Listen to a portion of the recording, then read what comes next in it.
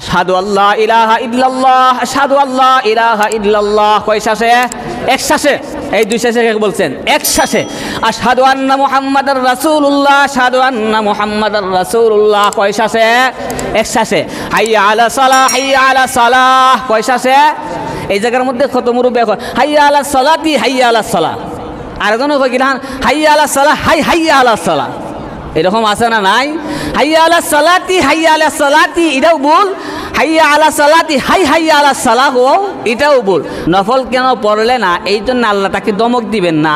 জান্নাতের ভিতরে যে উচ্চ একটা আসন ছিল চেয়ার, চেয়ারের জন্য তো আজকে আমরা সবাই পাগল। চেয়ার লিয়ে খালি টানাটানি, হাসানা স্যার খালাদা নে, খালাদা স্যার হাসানা নে, এরশাদ চাচা স্যার নে, শিকদার চাচায় শিয়াল লুয়ে খালি টানাটানি। আল্লাহ পাক রব্বুল আলামিন নফলবন্দি না করলে আপনার যে সম্মানের চেয়ার ছিল, সম্মানের চেয়ার থেকে বিরত রাখবেন। এই দিন কিটা করছে, গরিবেরা মাটি কাটতে চলছে, আর এখন দুনিয়া মনে মনে ভাবে আমি তো একজন, আমার চেয়ে বড় কেউ আসেনি। এরকম মানুষ আছে না নাই? যারা অতীত স্মরণ করে না তারা ধনী হতে পারে, লক্ষ লক্ষ টাকার মালিক হতে পারে, এরা মানুষ হতে পারে না, এরা মানুষ হতে পারে না। কথা বলেন ঠিক না বেঠি?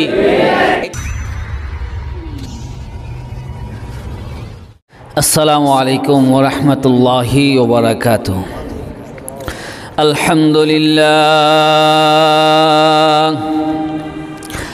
আলহামদুলিল্লাহি ওয়া কাফা ওয়াসসালাতু ওয়াসসালামু আলা রাসূলিহিল মুজতাবা খুসুসান আলা সাইয়্যিদিনা মুহাম্মাদিনিল মুস্তাফা সাল্লাল্লাহু তাআলা আলাইহি ওয়া আলা আলিহি ওয়া আসহাবিহি وأصحابه وبارك وسلم تسليما كثيرا أما بعد فأعوذ بالله من الشيطان الرجيم بسم الله الرحمن الرحيم إن الله يعمر مساجد الله من آمن بالله واليوم الآخر وأقام الصلاة وآتى الزكاة ولم يخش إلا الله فعسى أولئك أن يكونوا من المهتدين. وقال صاحب القرآن رسول الله صلى الله عليه وسلم مجلس فقه خير من عبادة 60 سنة.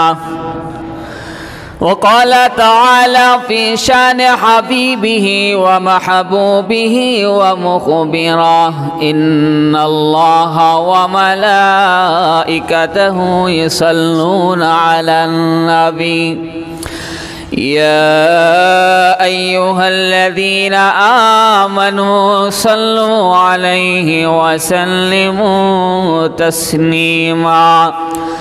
সকলে জবান খুলে দুরূদ ইব্রাহিম পড়ি। আল্লাহুম্মা সাল্লি আলা মুহাম্মাদিন ওয়া আলা আলি মুহাম্মাদ কামা সাল্লাইতা আলা ইব্রাহিম ওয়া আলা আলি ইব্রাহিম ইন্নাকা হামিদুম মাজিদ।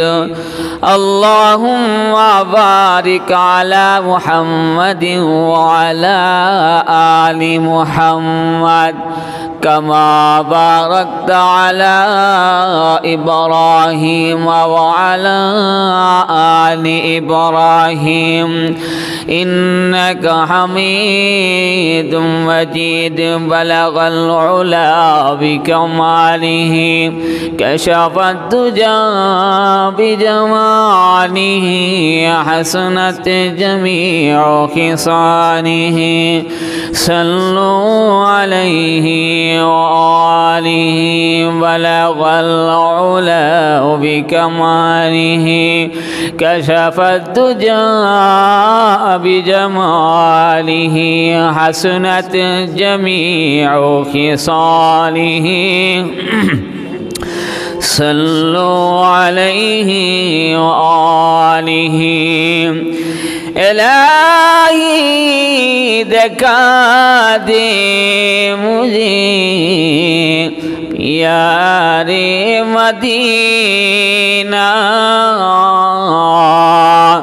الہی بنا دے ہمیں غبار مدینہ بلغ العلا بکمالہ کشف الدجى بجماله حسنت جميع خصاله صلوا عليه وآله محبت ذکر کری لا الہ الا اللہ جورے لا الہ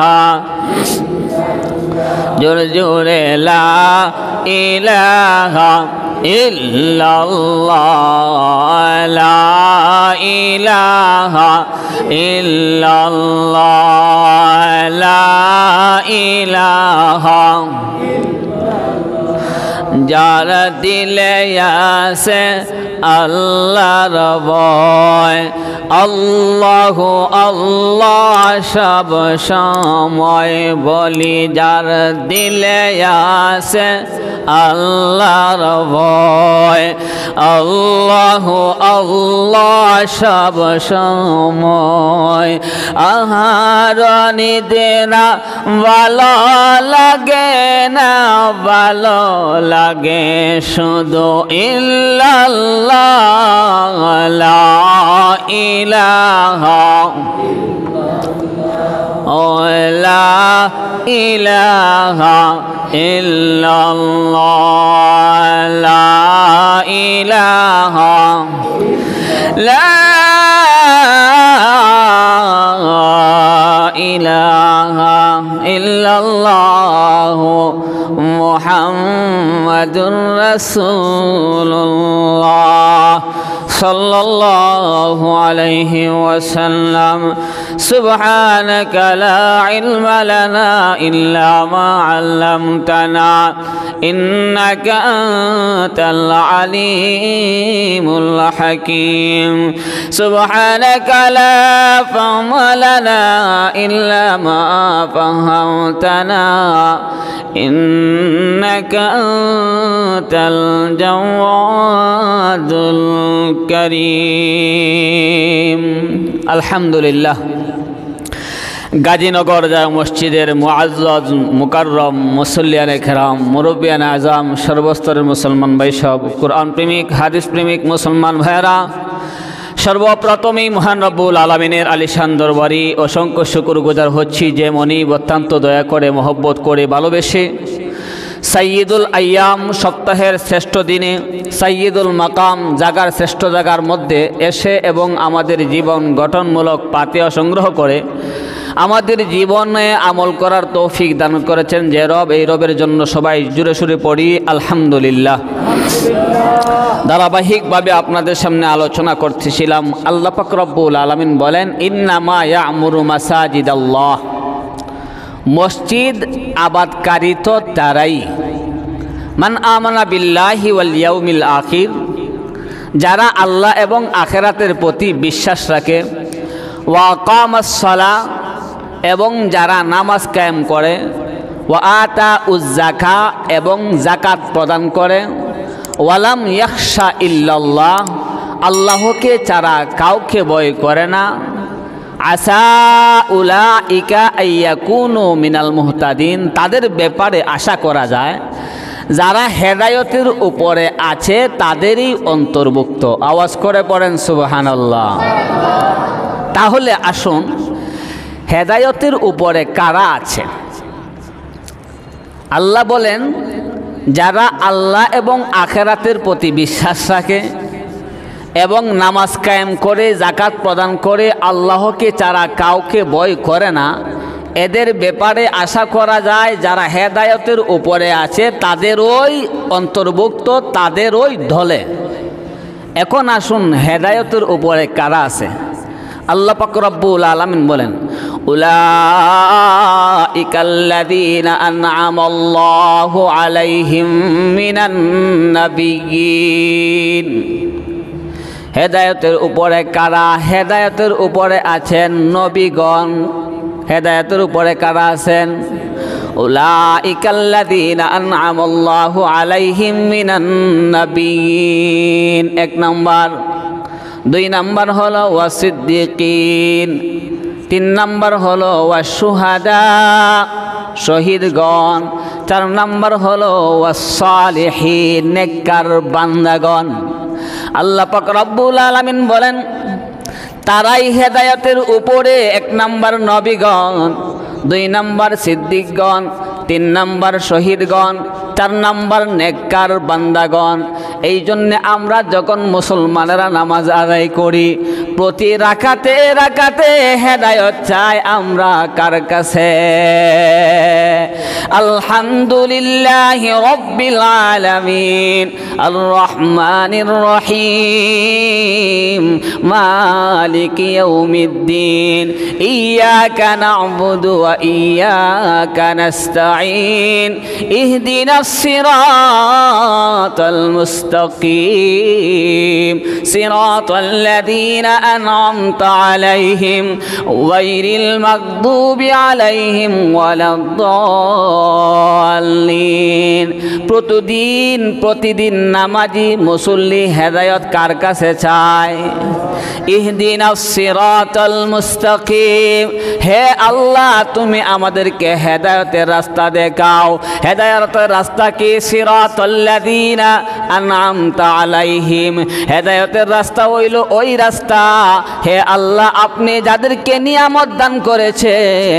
নিয়ামত আল্লাহ কাদেরকে দান করেছেন? উলাইকাল্লাযীনা আন'আমাল্লাহু আলাইহিম মিনান নাবিয়্যিন ওয়াস-সিদ্দীকিনা ওয়াশ-শুহাদা'i ওয়াস-সালিহিন ওয়া হাসুনা উলাইকা রাফীকা। তাইলে বোঝা গেল মসজিদ আবাদকারী তো তারাই যারা আল্লাহ এবং আখিরাতের প্রতি বিশ্বাস রাখে। দুই নাম্বার হলো তারা 5 ওয়াক্ত নামাজ আদায় করে। তিন নাম্বার হলো আল্লাহর যাকাত, আল্লাহর দেয়া সম্পদ থেকে আল্লাহর রাস্তায় খরচ করে। চার নাম্বার হলো আল্লাহকে ছাড়া কাউকে ভয় করে না। উলাইকা তারাই হলো আসা উলাইকা আইয়াকুনু মিনাল মুহতাদিন, এদের ব্যাপারে আশা করা যায় যারা হেদায়েতের উপরে আছে, যারা হেদায়েতের উপরে আছে তাদেরই অন্তর্ভুক্ত। এর মানে হলো এই গুণে গুণান্বিত যারা, এরা হলো নবীগণের দলের ভিতরে।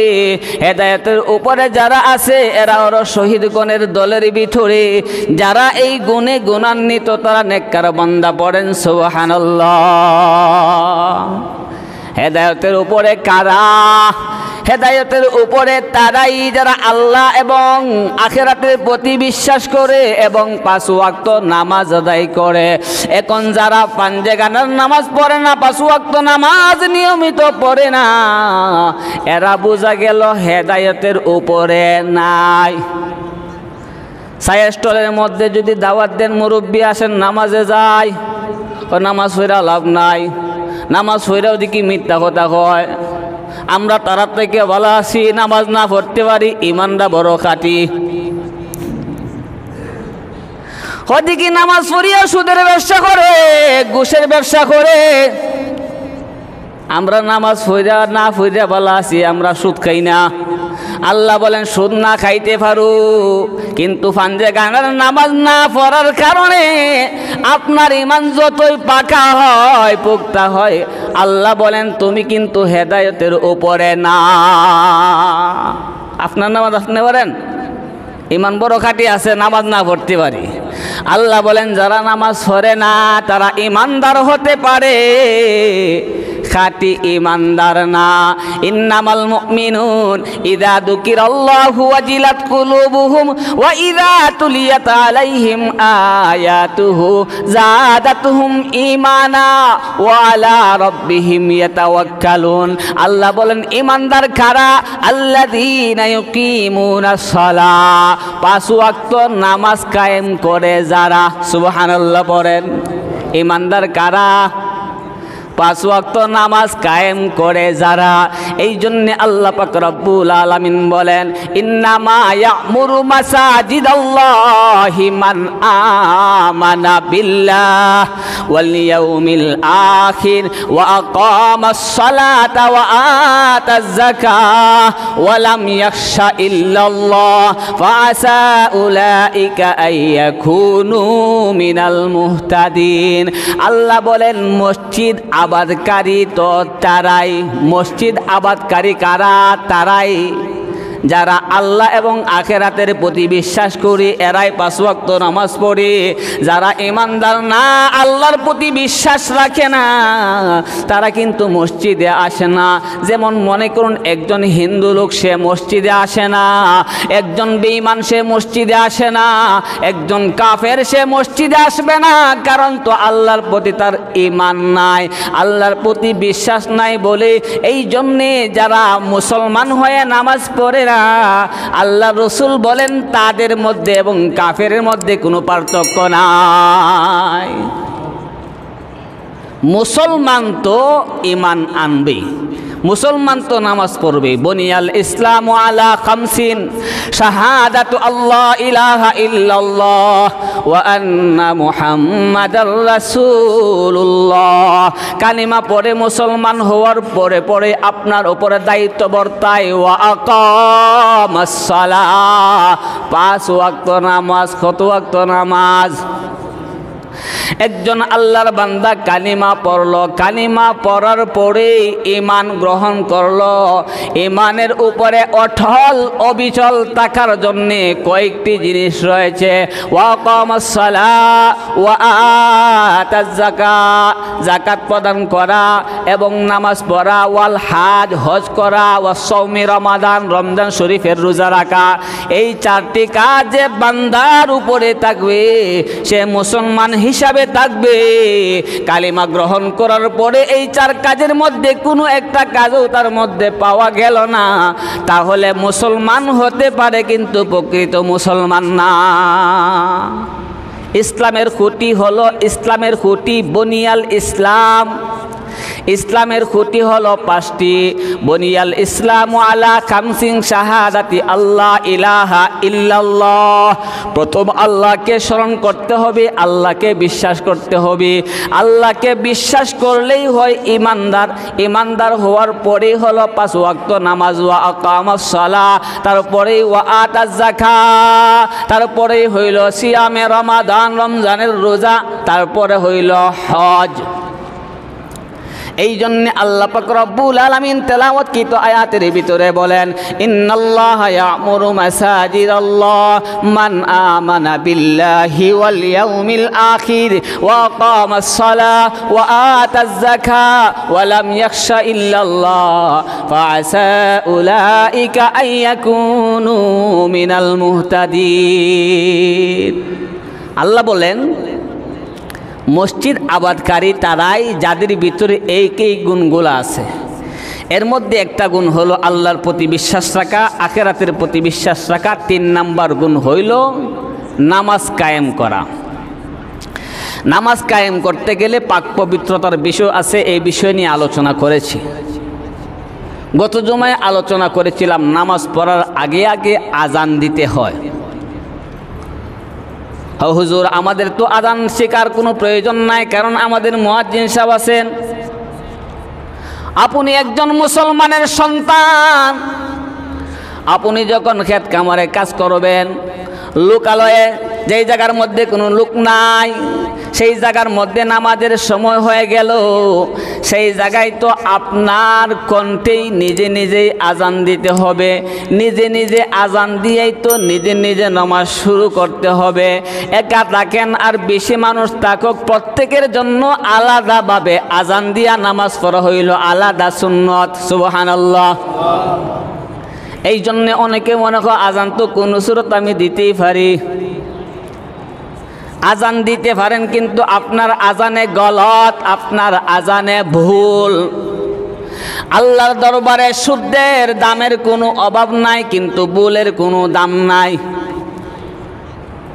আপনার আজানটা হতে হবে শুদ্ধ।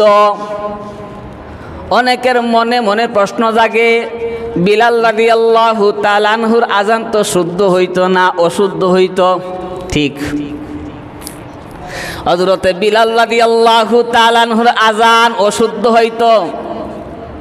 আজানের মধ্যে আশহাদু আল্লাহ ইলাহা ইল্লাল্লাহ, বিলাল কিন্তু আশহাদু আল্লাহ বলতে পারতেন না, পড়তেন আশহাদু আল্লাহ ইলাহা ইল্লাল্লাহ। তো বিলালের আজান অশুদ্ধ, আমারটা অশুদ্ধ হইলে সমস্যা কি? বিলালের আজানের অশুদ্ধ আজানের অনুমতি ছিল, কিন্তু তোমার জন্য অশুদ্ধ আজানের অনুমতি নাই। বিলালের আজানটা কেন অশুদ্ধ হইতো জানেন? বিলাল রাদিয়াল্লাহু তাআলা আনহুর চেহারাটা ছিল কালো, কিন্তু অন্তরটা ছিল বড় ভালো। বিলাল রাদিয়াল্লাহু তাআলা আনহু ছিলেন গোলাম, গরিব লোক, অন্যের বাড়িতে চাকরি করতেন। যে ছিল বিশ্বের পৃথিবীর 1 নম্বর জালেম উমাইয়ার বাড়িতে চাকরি করত। বিলাল রাদিয়াল্লাহু তাআলা আনহু যখন কালিমা গ্রহণ করলেন, সেই খবর পেল, আল্লাহ আল্লাহ আল্লাহর জিকির করেন, তখন উমাইয়া রাগে অগ্নিশর্মা হইয়া হযরত বিলাল রাদিয়াল্লাহু তাআলা আনহুর জিহ্বার মধ্যে ফেরাক ঢুকাইয়া গাছের মধ্যে লটকাইয়া দিত। এই কারণে হযরত বিলাল রাদিয়াল্লাহু তাআলা আনহুর জিহ্বার সমস্যার কারণে আশহাদু আল্লাহ ইলাহা ইল্লাল্লাহ বলতে পারতেন না, আশহাদু আন্না বলতেন। তারপরও আল্লাহ রাসূল বলেন, তোমাকে আমি মসজিদে নববী মুয়াজ্জিন বানায় দিলাম, ভুল হলেও তোমাকে আযান দেওয়ার অনুমতি দিয়ে দিলাম। মক্কা বিজয়ের পরে আল্লাহ রাসূল সাল্লাল্লাহু আলাইহি ওয়াসাল্লাম সাহাবায়ে কেরামদেরকে বললেন, সাহাবায়ে কেরাম, জালেমের অত্যাচারে মক্কার মধ্যে আজান দিয়ে নামাজ পড়তে পারি নাই, আজকে মক্কা বিজয় আজানটা খেয়ে দিবে। সাহাবায়ে কেরামের মধ্যে পরামর্শ নিতে লাগলেন মক্কা বিজয়ের আজান। আল্লাহ রসুল মক্কা বিজয় করলেন, মক্কা বিজয়ের আজান খেয়ে দিবে। সাহাবায়ে কেরামদেরকে নিয়ে পরামর্শ শুরু করে দিলেন। সাহাবায়ে কেরাম বলেন, মক্কা বিজয়ের আজান সর্বপ্রথম আজান এমন মানুষে দিতে হবে যার কণ্ঠটা সরলিত, বলিষ্ঠ আওয়াজের অধিকারী। এক একজনের মতামত দিলেন। আল্লাহ রসুল বলেন, বিলাল দাঁড়াও, মক্কা বিজয়ের আজান কারো কণ্ঠে মানায় না, তোমার কণ্ঠে মানায়। সুবহানাল্লাহ সুবহানাল্লাহ। বিলাল রাদিয়াল্লাহু তাআলা আনহুর কণ্ঠ তেমন ছিল না, তারপরও বিলালের অন্তরে আল্লাহর প্রেম, আল্লাহর আগুনে ইশক আর মহব্বতে ভরপুর ছিল।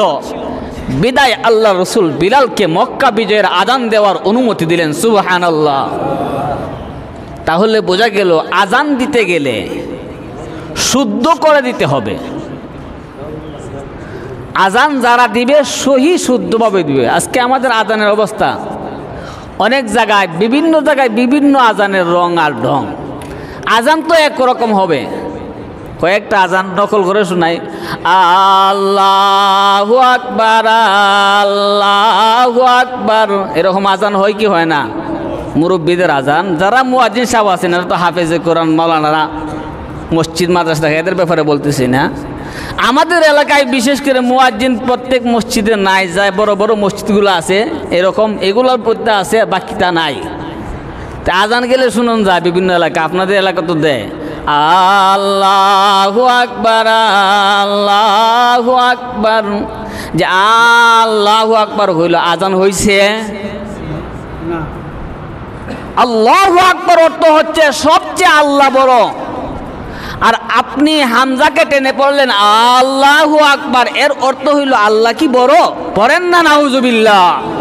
এ মুসলমান, আপনি মুসলমান, যে আল্লাহর উপরে বিশ্বাস থেকে মুসলমান হইলেন, মুসলমানের প্রথম কাজ হইল 5 ওয়াক্ত নামাজ। এই নামাজের জন্য নিদর্শন হইল আজান। আজান দিলেন আল্লাহকে এক বলে স্বীকার করে। এখন আজানের মধ্যে আপনি মুসল্লিদেরকে জিজ্ঞাইতেছেন আল্লাহ কি সবচেয়ে বড়, আল্লাহ কি সবচেয়ে বড়? জোরে পড়বেন না নাউজুবিল্লাহ। একটু বলের কারণে দেখেন অর্থর কি পরিবর্তন হয়। এজন্যই মুসলমান বলতে সহি শুদ্ধভাবে শিখতে হবে। আজকে আপনি বাংলা ভাষায় শুদ্ধভাবে পড়তে পারেন না বিদায় আপনার কোনো জায়গায় চাকরি হয় না, কথার কথা। ইংরেজি ভাষা জানেন না বিদায় আপনার ছেলেকে মিডল ইস্টে পাঠাইতে পারেন না, কেন ইংরেজি জানে না। ইংরেজি জানলে মিডল ইস্টে গেলে 20 টাকা উপার্জন করতে পারবে, দুনিয়াতে সুখ শান্তিতে খেতে পারবো। ঠিক তদ্রূপভাবে আপনার সন্তান যদি কালিমা কালাম জানে, দুনিয়াতে আমল করবে, আমল করার কারণে জান্নাতে সুখে শান্তিতে থাকতে পারবে। সুবহানাল্লাহ। একবার কি চিন্তা করেন, দুনিয়ার চিন্তায় ভরপুর, আমার সন্তান কিভাবে খাবে, কিভাবে চলবে, কোন সময় ইটালি যাবে, স্পেন যাবে, আমেরিকা যাবে, ইংরেজি ভাষায় শিক্ষা করতেই হবে। কেন? একটু সুখ শান্তিতে 60-70 বছর হায়াতে জিন্দিগিতে ভালোভাবে কাটানোর জন্য। কিন্তু ওয়াল আখিরাতু খায়রু ওয়া আবকা, আপনার কলিজার টুকরা সন্তানটা দুনিয়াতে এই কোরআনের দ্বারা আমল করে জান্নাতের মধ্যে সুখে শান্তিতে থাকতো। এই সন্তানটাকে আপনি কালিমা কালাম শিক্ষা না দিয়া ইংরেজি ভাষা শেখানোর জন্য হাজার হাজার লক্ষ লক্ষ টাকা পাঠাইলেন মিডল ইস্টের দেশে পাঠানোর জন্য। আপনার সন্তানকে কোরআনের শিক্ষা যদি না দিয়ে থাকেন, আপনার সন্তান দুনিয়াতে বদ আমল করার কারণে জাহান্নামে যাবে। জাহান্নামে যাওয়ার আগে আগে আল্লাহ পাক রব্বুল আলামিনকে বলবে, আল্লাহ, যে মা বাবাই আমাকে পাঠাইছিল, কিন্ডারগার্টেনে গিয়েছিলাম, কলেজে পাঠাইছিল, গিয়েছিলাম, তাদেরকে আমি মিডল ইস্টে গিয়ে লক্ষ লক্ষ টাকা উপহার দিয়েছিলাম, কিন্তু মসজিদের মক্তবের মধ্যে আমাকে কোরআন শিক্ষা দিতে পাঠায় নাই, এই জন্য আমল করতে পারি নাই, জাহান্নামে যাব বলে। কিন্তু আমার আব্বা আমার আম্মাকে সামনে আনো, তাদের গাড়ে পা রেখে আমি জাহান্নামে যাব। আওয়াজ করে পড়েন নাউজুবিল্লাহ। আজকে মুসলমানের সন্তান কোন ব্যক্তিটা ইংরেজি ভাষায় 2-1 শব্দ পারে কি পারে না? সবাই পারে। কিন্তু একটু যাচাই বাছাই করেন, 100-র ভিতরে 10 জনে শুদ্ধ করে কোরআন তেলাওয়াত পড়তে পারবে না। 10 জন যদি আপনি বাহির করতে পারেন যে শুদ্ধ করে তেলাওয়াত করতে পারে 100 জনের ভিতরে, 10 জনেও পারবে না। মুসলমানের সন্তান অবশ্যই কোরআন তেলাওয়াত শুদ্ধ থাকতে হবে, কারণ কোরআন তেলাওয়াতের মাধ্যমেই নামাজ শুরু করা হয়। যার নামাজের মধ্যে কোরআন তেলাওয়াত শুদ্ধ নাই, তার নামাজ হবে না, পরিষ্কার, তার নামাজ হবে না। তাইলে আপনি 60 থেকে 70 বছর নামাজ পড়লেন, যে কোরআন তেলাওয়াতটা সহি নাই, তাইলে আপনার নামাজ কবুলই হলো না। এই নামাজটা কি জান্নাতের আশা করা যায়? হ্যাঁ, আপনি যদি আজকে থেকে নিয়ত করেন তো মৃত্যুর আগে আগে আমি আমার কালামুল্লাহ শরীফ সহি শুদ্ধ করবই, সূরা ফাতিহা শুদ্ধ করবই, করবই, কথা বলেন, করবই, করতেই হবে। যদি এই নিয়তে আজকে থেকে নামাজ শুরু করেন, তাইলে আপনি যদি আসর ওয়াক্ত মারা যান, আল্লাহ পাক রব্বুল আলামিন বিগত যত নামাজ ভুল পড়ছেন প্রত্যেকটা নামাজ আল্লাহ কবুল করে আপনার ঠিকানা জান্নাতে বানায় দিবেন। সুবহানাল্লাহ। এরকম নিয়ত করতে হবে তো। আজও কর্মনে নামাজ তো পড়তেছি, বলেন আপনি মনে মনে প্রশ্ন করেন, সানা কয়জন শুদ্ধ করে পড়তে পারবেন? সুবহানাকাল্লাহুম্মা ওয়া বিহামদিকা ওয়া তাবারাকা ইসমুকা ওয়া তাআলা জাদ্দুকা ওয়া লা ইলাহা গায়রুক। এই যে সানাটা কতজন মানুষে শুদ্ধ করে পড়তে পারেন? আর যারা পারেন না, কতদিন আসতেন হুজুরের কাছে, হুজুর আমাকে সানাটা শিখায়া দেন। লম্বা লম্বা নফল নামাজ পড়েন, লম্বা লম্বা আওয়াবিন পড়েন, ইশরাক পড়েন, ভালো কথা করতে পারেন, কিন্তু আপনার সানাটা যে হচ্ছে না, যেই সানা হচ্ছে না, সূরা ফাতিহা পড়া হইল ওয়াজিব, সেই ওয়াজিব সূরা ফাতিহা শুদ্ধ হইল না, তাইলে আপনার ফরজ নামাজই হলো না। আল্লাহ পাক রব্বুল আলামিন জিজ্ঞাসা করবেন না এশরাকের নামাজ পড়লে না কেন, আওয়াবিন পড়লে না কেন, লম্বা লম্বা তাসবিহ টানলেন না কেন। তার সর্বপ্রথম নামাজের হিসাব হবে, তবে কোন নামাজ? ফরজ নামাজ। সুবহানাল্লাহ পড়েন, আওয়াজ করে পড়েন না সুবহানাল্লাহ। ফরজ নামাজের হিসাব করা হবে। আপনার ফরজ নামাজ পড়তে গিয়ে সূরা ফাতিহাই সহি হইল না। নামাজ ভঙ্গের কারণ, এক নাম্বার কারণ হইল নামাজে অশুদ্ধ পড়া। এই ছোট বাচ্চারা পড়ছো তো নুরানি মাদ্রাসায়?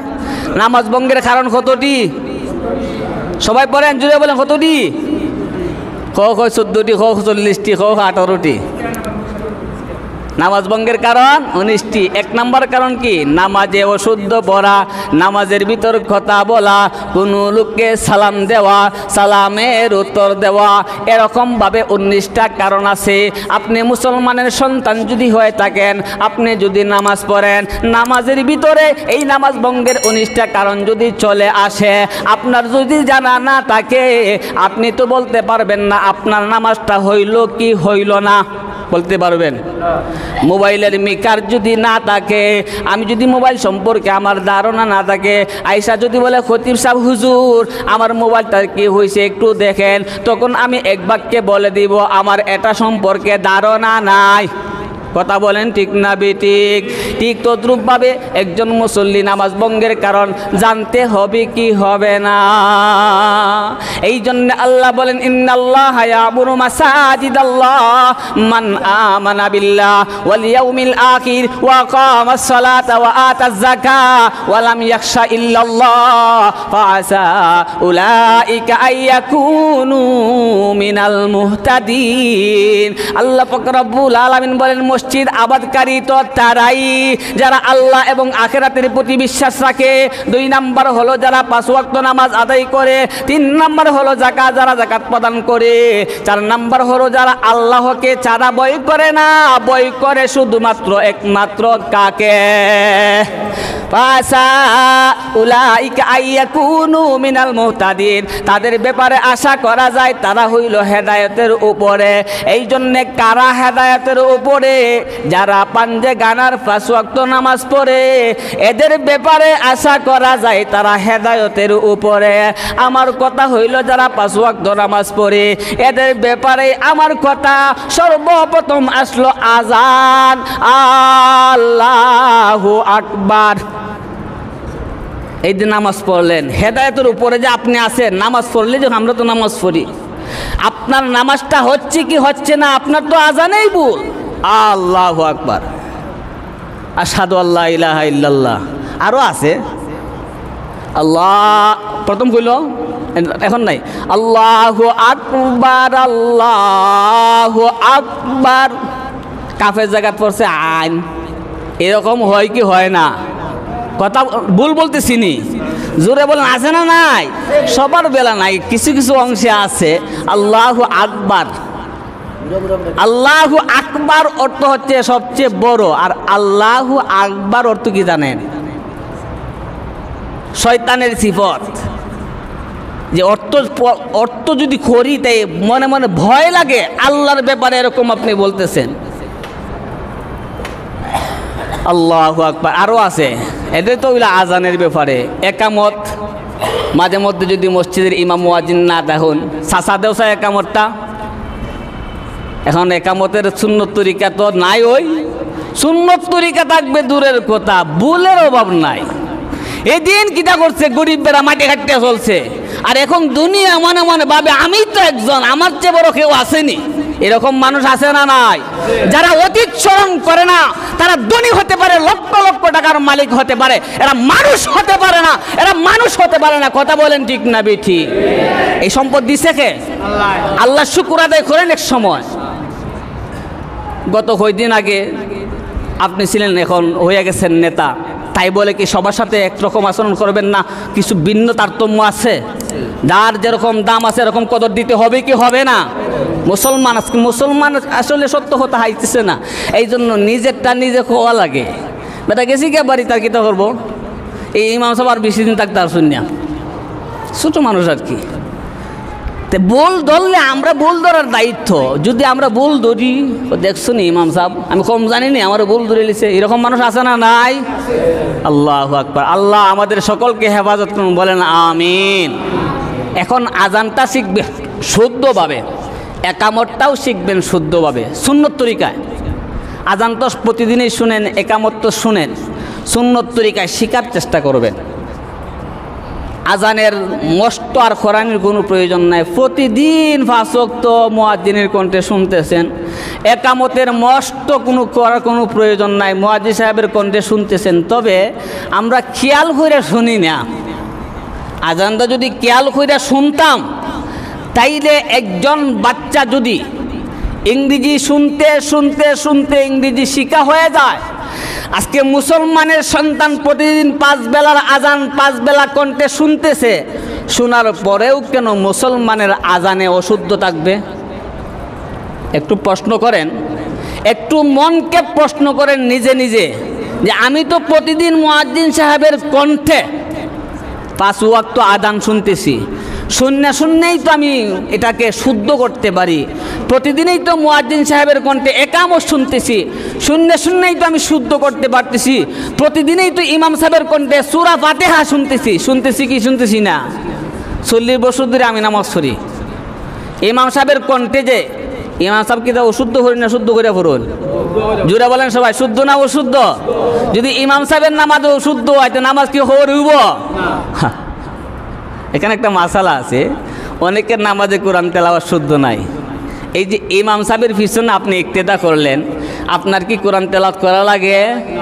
ইমামের পিছনে আপনি ইক্তেদা করার কারণে, সূক্ষ্ম মাসালা, ইক্তেদা করার কারণে আপনার তেলাওয়াত অশুদ্ধ হলেও ইমামের উপরে ইক্তেদা করার কারণে আপনার নামাজটা কবুল করে নেবেন কে? অনেক মাসালা এরকম আছে। তাই বলে কি একা একা সুন্নত পড়া লাগে না? পড়া লাগে না?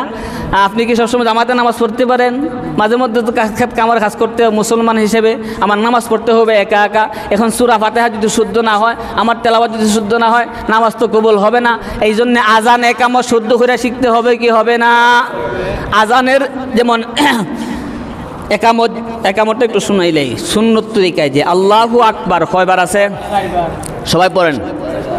এই যে ওয়াজ সলিত কন্টেন্ট নাও হইতে পারে, যে কথাবার্তা হইতে জরুরি কি জরুরি না? মাজলিসু ফিকহিন খায়রুম মিন ইবাদাতি 60 সানা। রসুল বলেন, একটা মাসআলা যদি কেউ শিকার মজলিসে কিছু সময় বসে 60 বছর দাঁড়াইয়া নফল নামাজ পড়লে যতটুকু সব হইতো, আল্লাহ তাআলা তার চেয়ে বেশি সব প্রদান করেন। সুবহানাল্লাহ। ডেইলি কয় রাকাত নফল নামাজ পড়তে পারেন আপনি? কিন্তু একটা মাসালা শিখলে আল্লাহ তাআলা তোর সব দেয়। এই জন্য আগে যে বলছিলাম যে লম্বা লম্বা নফল নামাজ পড়েন ভালো কথা, কিন্তু আপনার নামাজের যে সূরা কেরাত এগুলো শুদ্ধ আছে কিনা এই চিন্তা করতে হবে কি হবে না?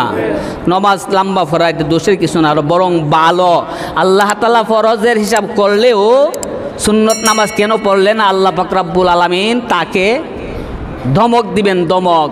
নফল কেন পড়লে না? এই জন্য আল্লাহ তাকে ধমক দিবেন না। জান্নাতের ভিতরে যে উচ্চ একটা আসন ছিল, চেয়ারের জন্য তো আজকে আমরা সবাই পাগল। চেয়ার লিয়ে খালি টানাটানি, হাসানা স্যার খালাদা নে, খালাদা স্যার হাসানা নে, চাচা স্যার নে, শিকদার চাচা, চেয়ার লিয়ে খালি টানাটানি।